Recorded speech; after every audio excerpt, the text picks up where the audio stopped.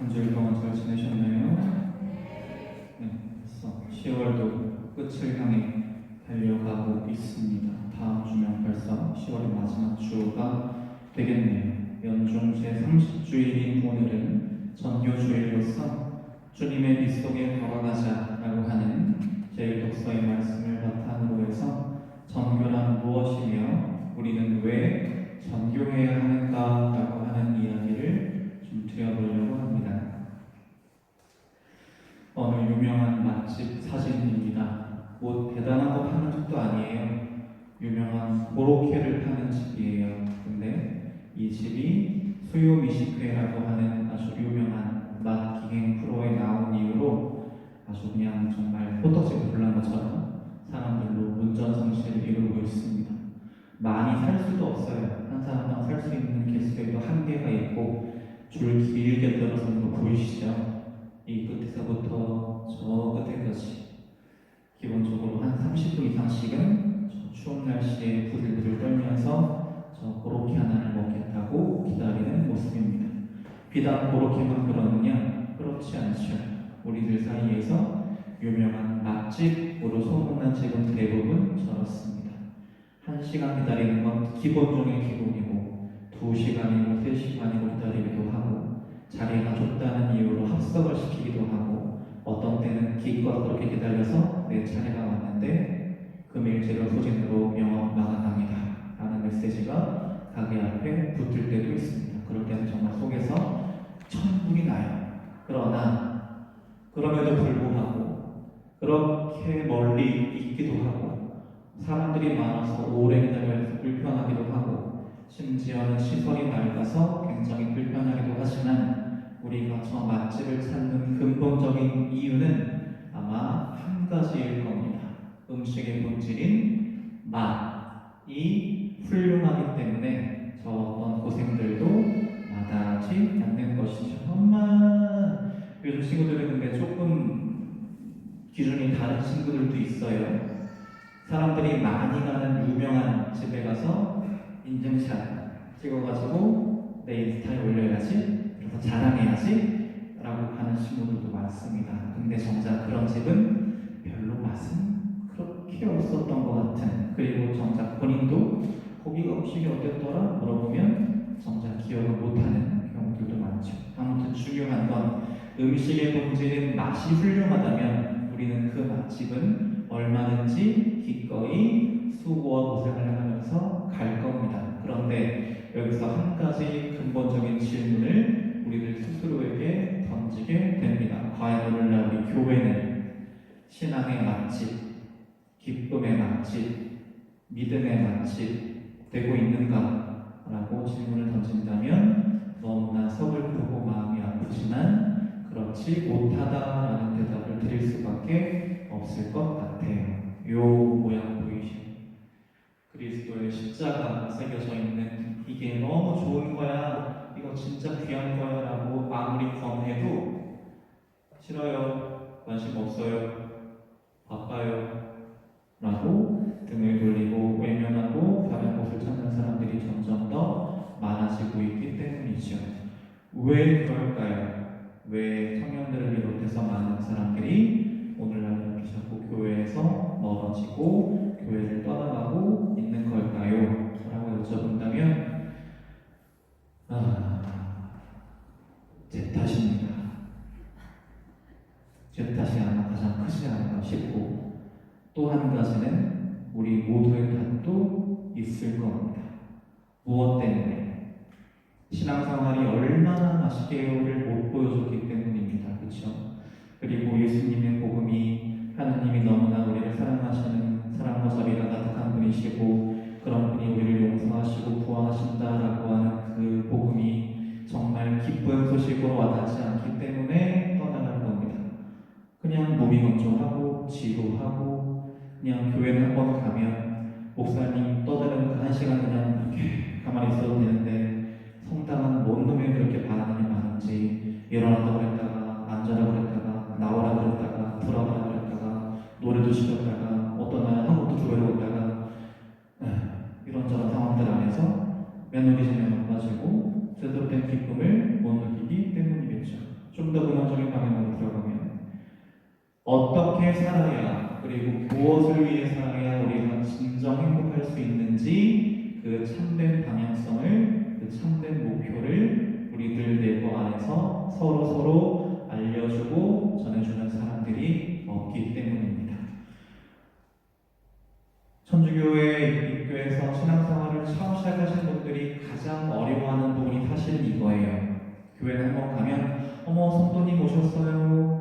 지난주에 왜 안 나오셨어요? 관심 가져주고 옆에 딱 붙어가지고 이렇게 하면 되고 저렇게 하면 되고 알려주고 챙겨주고 계속해서 하는데, 천주교는 기껏 이제부터 세례성사 딱 받고 나서 시작 하고 나면 그냥 다 각자 도생이 나는 거죠. 그러다 보니까 점점 더 저런 것들을 많이 못 느끼게 되지 않나 싶고, 그리고 저렇게 되는 걸 막기 위해서라도 우리는 전교의 사명을 다시 한번 되새겨보지 않을 수가 없을 겁니다. 세상 사람들은 다들 종교에 관심 없어요, 종교는 지루해요, 종교는 너무 뻔해요 라고 하지만 누구나 마음속에 저런 근원적인 바람을 가지고 있어요. 이 여인 보이시죠? 이 칠흑같은 어둠 속에서 어디로 가야 할지, 어디를 가야 할 목표가 있을지 알 수 없는 이 혼돈과 불확실성 속에 사는 세상 사람들은 누구나 빛을 고대하기 마련입니다. 그 빛이라고 하는 건 단순하게 어떤 물리적인 빛이 아니라 나의 눈을 띄워주는, 나의 마음을 열어주는, 나에게 나아갈 방향을 보여주고 나에게 위로와 힘을 주는 존재가 되겠지요. 그래서 우리의 소명이라고 한다면 이 등대와 같을 겁니다. 방금 사진에서 보셨던 이 혼돈과 불확실성에 사는 사람들이 우리가 비추는 이 신앙의 빛을 바라보면서 나아갈 방향을 찾을 수 있는 거죠. 아, 저것이 바로 내가 진정으로 추구해야 될 진리구나. 그리고 저것이야말로 내가 마음속에 간직하고 나의 온 바람을 거기에 걸어야 될 수 있을 정도로 중요한 희망이구나. 그리고 저런 진리와 희망을 내 마음속에 품고 지니고 따라야만 비로소 내가 삶의 진정한 위로와 힘을 얻겠구나 라고 하는 것들을 사람들이 우리를 통해서 보고 듣고 깨닫고 느낄 수 있도록 저런 사람들을 이끌어야 할 소명이 우리 자신에게도 있는 겁니다. 그렇다면 전교란 무엇이냐? 전교가 저렇게 중요한 소명이라고 하는데 그럼 어떻게 우리는 다른 사람들에게 전교할 수 있느냐라는 질문을 스스로에게 해야겠죠. 어떻게 하면 전교할 수 있을까요? 저기 명동 나가면 늘 몇 분씩 계시는 그분들처럼 예수, 천국, 불신, 지옥 이 깜판을 앞뒤로 매달고 떠들고 다닐까요? 그런 분들 보면서 보통 어떤 생각 드셨나요? 아, 내가 저 교회에 꼭 나가봐야겠다. 아, 저기에는 정말 구원이 있겠구나 라고 느끼셨나요? 보통 안 그러실걸요? 아, 시끄러워. 왜 저러는 거 그렇지? 민폐라고 생각할 겁니다. 또 어떤 분들은 여기에 개인 스피커를 하나 허리춤에 달고 마이크로 하루 종일 성경 전설을 읽고 길거리 돌아다니셔요. 그러다가 누가 시끄러워 그러면 이 마귀 같은 놈 그러면서 역정내시기도 하고. 근데 그런 모습 보면서 아, 내가 꼭 신앙을 가져야겠다라고 마음 드신 적 있나요? 없을 겁니다. 그렇다면 우리는 어떻게 전교해야 제대로 전교하는 것인가? 여기에 바로 힌트가 있습니다. 지금 손으로 무엇을 소중하게 들고 전해주고 있나요? 예수 그리스도의 십자가, 예수님의 순환과 고통, 죽음, 희생 그 모든 것들이 내 삶에 어떤 의미가 있는지, 나는 그런 예수님의 사랑을 얼마나 깊이 느끼고 그 사랑을 통해서 얼마나 기뻤는지, 예수님께서 계신다는 것 자체가, 예수님이 나를 언제나 보살펴 주시면서 나와 함께 계셔주신다는 사실 자체가 나에게 얼마나 큰 위로와 기쁨과 희망이 되는지를 사람들에게 있는 그대로 살아있는 모습으로 보여주는 것, 그게 바로 전교라고 할 수가 있을 겁니다. 그런데 대부분의 사람들은 전교라고 그러면 굉장히 마음속으로 덜컥 겁부터내세요. 자매님 전교하셔야죠. 그러면 마음속으로 가장 먼저 드는 생각이 아마 요 정도일 겁니다. 나 같은 사람이 어떻게 전교를 해요? 그러면서 구체적으로 들어가면 저도 주님에 대해서, 신앙에 대해서, 교회 가르침에 대해서, 성경에 대해서 아는 게 아무것도 없는데 어떻게 정교를 해요? 그리고 또 한 가지는 저도 주님 말씀대로, 계명대로, 교회 가르침대로 못 사는 정말 부족하고 단점투성이인 사람인데 이런 제가 어떻게 정교를 해요? 라고 저에게 되묻으시는 분들이 많습니다. 우리가 누구나 마음속에 갖고 있는 전교에 대한 두려움이 바로 이런 것들일 겁니다. 그런데 두려워하실 것 없습니다. 오늘 복음 안에서도 그런 모습이 드러나고 있죠. 어떤 모습이냐?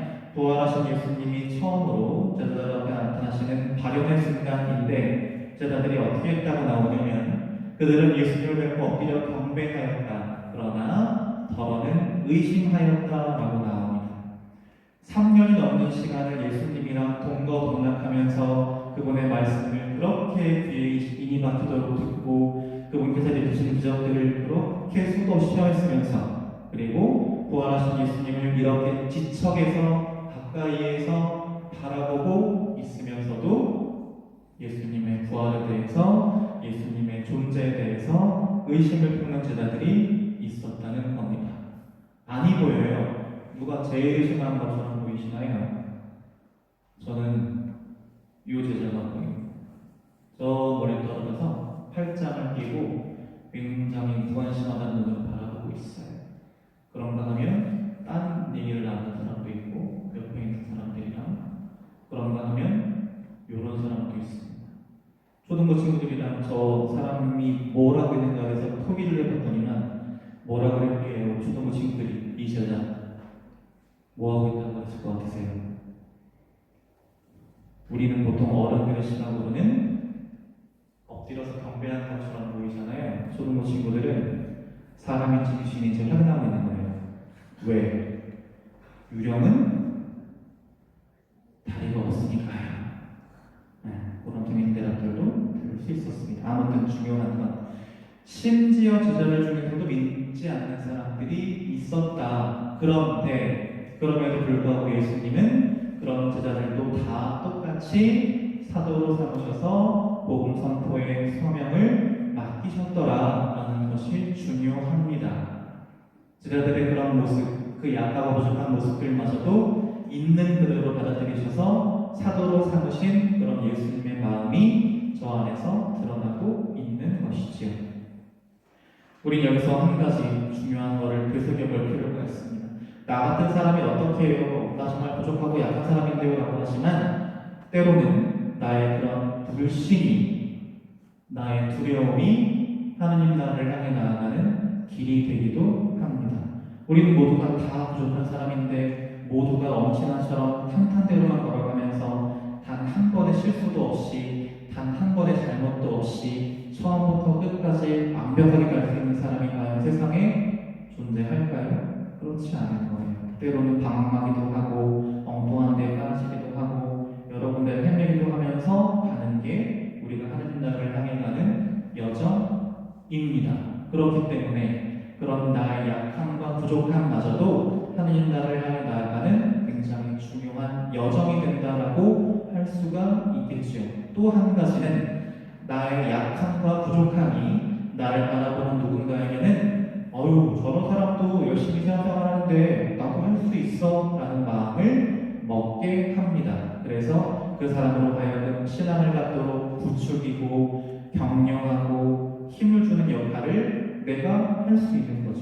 내 능력이 잘나서가 아니라 나의 부족함과 약함에도 불구하고 나를 복음 선포의 사도로 삼으시는 예수님의 사랑과 섭리 덕분에 그렇습니다.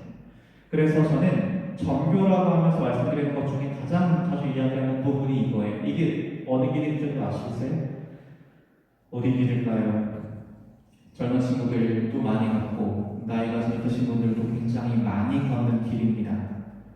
저기 칠레에서 스페인으로 넘어가는 산티아고 순례길이라고 하는 길입니다. 어마어마무시해요. 하루에 걸어야 되는 거리가 수십 킬로미터예요. 근데 저 길을 그렇게 가요. 신앙인이라면 너무너무 가고 싶어 해요. 그리고 정말 신기한 건 저 길을 다녀오신 분들 중에 꽤 많은 분들이 적어서 겪었던 일을 책으로 쓰세요. 누가 시키는 것도 아닌데. 왜 그럴까, 그녀가? 그렇죠. 깨달은 바가 있고 또 그 깨달은 바를 너무너무 나누고 싶은 거예요. 이 산티아고 순례길이 내 삶에 얼마나 큰 의미였는지, 얼마나 나에게 큰 기쁨이었는지, 나의 삶에 어떤 큰 방향 전환을 이루게 해주었는지를 그냥 내 마음속으로 전하고 싶은 거예요. 뭐로써? 잘난 나로서? 그게 아니라 저 길을 조금 먼저 걸어본 선배로서. 근데 전교도 마찬가지예요. 이 신앙의 순례길을 다른 사람보다 조금 먼저 걸어본 신앙의 선배로서 다른 사람들에게 조언해줄 수 있는 거예요. 아, 거기 돌아보니까 이런 힘든 게 있더라. 그리고 그런 힘든 것들은 이렇게 하면 좀 낫더라. 이런 점들을 얼마든지 누구나 나눌 수 있고 도와줄 수 있고 있는 것이죠. 그렇기 때문에 우리는 누구나 전교할 수 있는 겁니다. 또 한 가지는 우리가 하는 전교라고 하는 건 완전히 맨 땅에서 새로운 걸 만들어내는 게 아니에요. 뭘 하면 되느냐? 우리가 이렇게 예수님의 뒤를 충실히 따라가는 그 길, 우리 뒤에 그 사람들도 우리 뒤에 이렇게 따라오게 만들면 되는 겁니다. 예수님이 가신 그 길을 내가 말과 행동으로 충실히 따라 걷기만 하면 그런 나의 모습을 통해서 사람들은 하나님께 관심을 갖게 되는 것이죠. 그렇게 말씀드려도 많은 분들이 굉장히 전교에 대해 소극적이실 거예요. 그러나 한 가지 사실만 꼭 기억하셨으면 좋겠습니다. 표현하지 않은 사람은 마음에서 시들어서 없어져요. 누구나 마음속에 아픈 짝사랑의 경험들 있으시죠? 짝사랑이 이루어지던가요? 짝사랑은 안 이루어져요. 왜? 내가 용기 있게 사랑합니다 라고 표현하지 못했기 때문에 속으로만 끙끙 앓다가 병들어서 시들어버리고 말죠. 근데 사랑만 그러냐? 아니요. 믿음도 그렇습니다. 내가 이 믿음을 다른 사람들 앞에서 당당하게 드러내어서 누군가에게 말과 행동과 삶으로 표현하지 않으면 믿음도 저 꽃처럼 시들시들하다가 나중에는 말라 죽고 말아요. 그러면 누가 제일 기뻐할까요?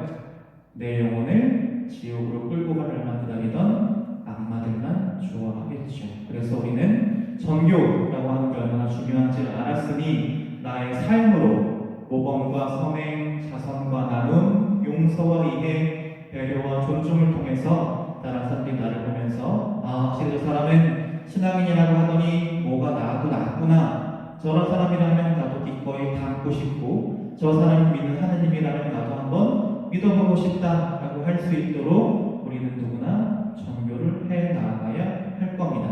그런 식으로 내가 얼마나 하나님의 사랑을 많이 받은 사람인지 내가 하나님께 받은 그 사랑이 얼마나 기쁘고 좋고 행복한지를 이웃에게 전해줄 수 있다면 우리는 누구나 훌륭한 한 사람의 사도로서 살아갈 수가 있겠죠. 그렇게 되면 어떻게 되느냐? 우리가 사는 세상이 하나님 나라에 가까워집니다. 오늘 이사야서에 나오는 부분이에요.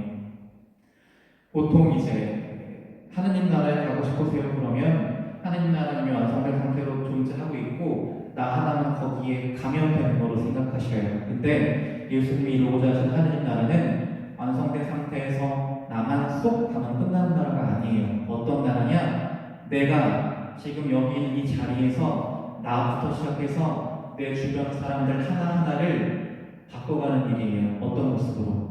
하나님의 뜻을 충실히 따라서 삶의 기쁨과 행복을 누리는 모습으로 바꿔가는 길이에요. 근데 내가 전도하지 않으면 어떻게 될까요?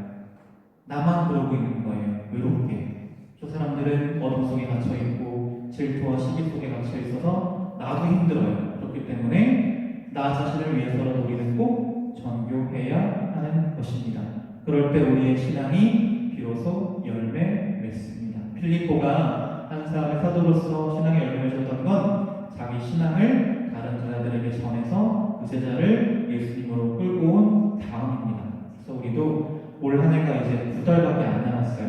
그래서 나는 2달만이라도 나를 통해서 누군가 하나님을 볼 수 있도록 누군가가 나 때문에 하나님의 그 큰 사랑과 자비를 느낄 수 있도록 하는 그런 사도로서의 소명을 다할 수 있었으면 좋겠습니다. 그러면 모든 사람들이 다 같이 이렇게 주님의 미 속에 희망 속에 행복하게 걸어갈 수 있을 겁니다.